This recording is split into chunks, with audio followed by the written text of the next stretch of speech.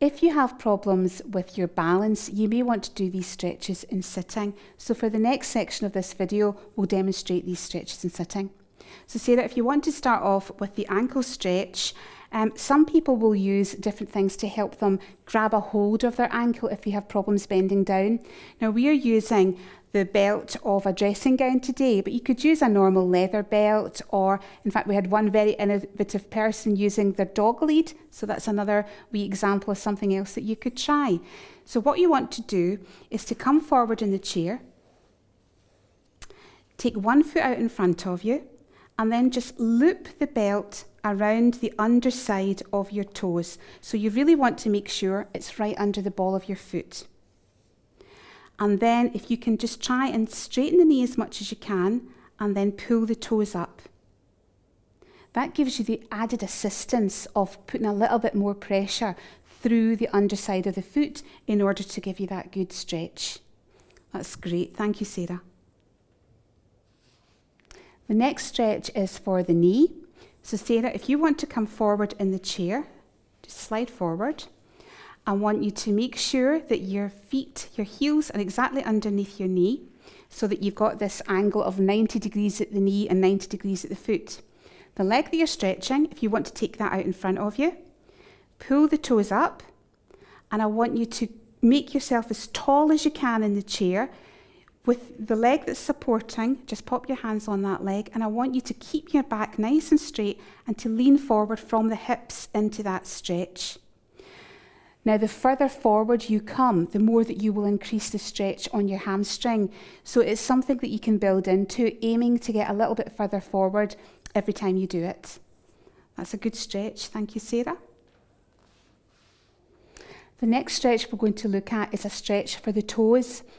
Now, in some conditions, particularly conditions like Charcot-Marie-Tooth, we sometimes see clawing of the toes when the toes actually come up and grip onto the floor. And the toes become very tight and they can become very sore. So we may have asked you at clinic to do some toe stretches.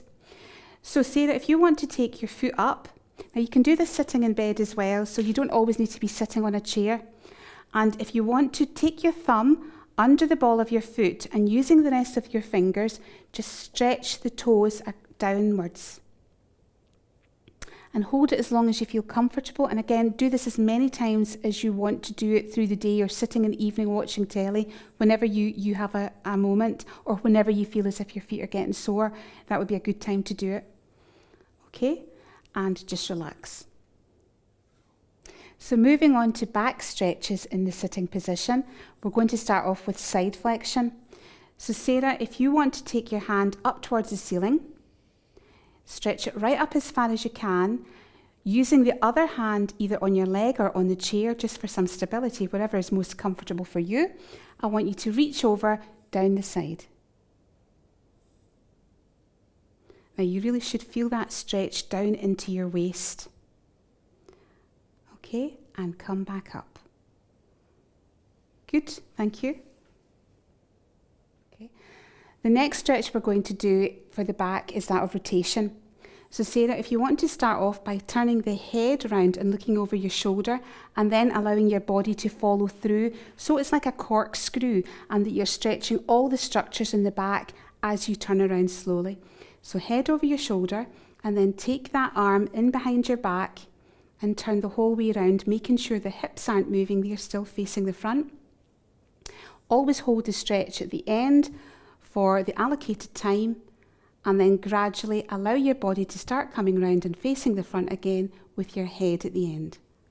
That's it. Well done.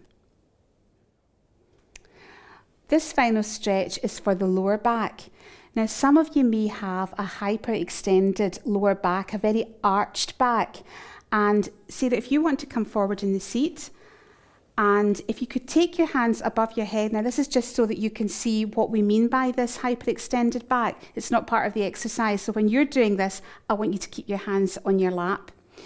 So if you want to hyperextend, that can often give you pain in the lower part of your back. So we would ask you to do some back stretches for that lower part of your back. So if we can start off by pushing making that curve in your back straight. So you would push that down. It almost looks like you're slumping. So if you want to push the back, that's great. And give that back a good stretch. Okay, and come back up. And just as we would normally do this in clinic, if you pop your hands onto your lap, and if you just move back a little bit more in the chair, just so that you can actually feel the chair this time, and just push your lower back into the back of the chair. And hold it for as long as you've been told to hold it for. And again, this is another one that you could do at any point through the day. You don't have to have a specific time. You could be sitting in your desk chair or watching television. Just any time that you could do this as often as you can will really help your back pain and help you stretch out those muscles. Thank you, Sarah. So this next stretch is for your upper chest. So if you spend a lot of the day bent over, or if you have breathing problems and perhaps these muscles are a little bit tight around the top of your chest, then you may have been asked to do this upper chest stretch. We're going to show you this in two ways. So the first way is if you take your hands behind the back of the chair and then sit as tall as you can in a chair, and just squeeze your shoulder blades together, and you can push your hands away from the back of the chair as far as you can. So you're holding that upright, and then just relax. Okay, and take your hands forward. Now, if you have a problem with your shoulder joints, for example, or if you can't straighten out your elbows, you may just want to put the hands in at the small of the back, and then push your elbows back and squeeze your shoulder blades together. And that's doing the same stretch, but it just takes out the problem if you've got sore shoulders. Okay, that's good. Thank you, Sarah. The next stretch we're going to do is an upper body stretch. So it's to stretch out the arms, the shoulders, the upper chest and the upper back. So Sarah, if you want to start off by taking your hands above your head, and then stretch your hands all the way up to the ceiling. And I want you to feel that stretch going down through your wrists, into your elbows, into your shoulders, right down into your ribs. So you're making yourself as tall as possible, and you're making sure that your head doesn't drop forward. You're keeping your head nice and upright. That's perfect. Hold it at the end of range for as long as you've been told to hold it. It might be 10 or 11 seconds, and then just drop the hands in behind the head and stretch the elbows all the way back. So you're continuing that stretch as you're coming back down, and then drop your hands by your side back onto your lap. So all in all, that stretch should take you either the 20 seconds that you've been told to hold the stretch for, or you would hold it a bit longer at the end and then bring it back down so that you're holding it for the 30 seconds. Okay, thank you.